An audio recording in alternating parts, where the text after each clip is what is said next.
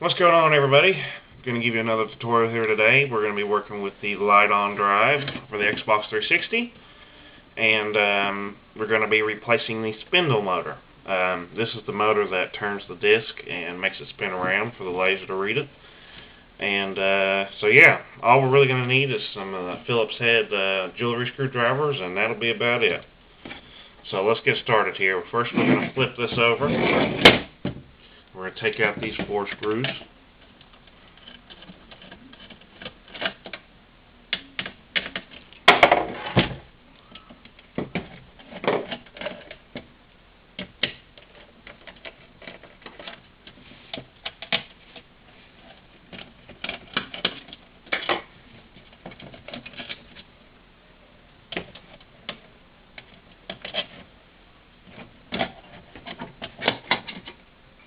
Alright, and as you see, we pulled that bottom piece of the case off there. I'm going to set that aside.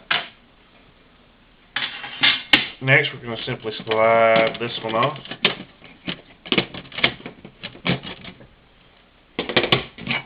Set that aside.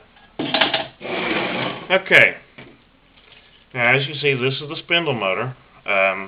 We're not going to have to take the tray out for this, so we're just going to flip it over. Alright, and on the Liteon drive, this is the ribbon that goes to the spindle motor. So all you got to do is you got to pull this lock out so we can get this ribbon out. It just kind of slides out like that, and kind of, yep, there we go. And now you can see this just pops right out. And now, after we've got that popped out, we're going to take out all 3 of these screws that are underneath the spindle motor. Little itty bitty things. Nope. Be careful not to lose them. Alrighty. Now set those away in a safe place. I like to set mine in something small with sides around the sides so they can't roll off. As you can see, this is fully detached now and ready to be replaced. Alright, let's get the new one. And the best way to do this is kind of hold it like here. There's a little slot right here, and that's where the ribbon goes. So first, what you want to do is kind of feed that ribbon through that slot. Just like that.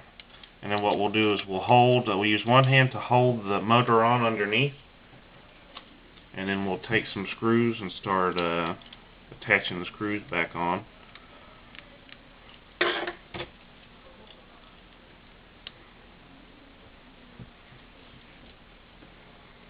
And you don't have to get the screws back super tight. I mean, just as long as they're good and snug is more than enough.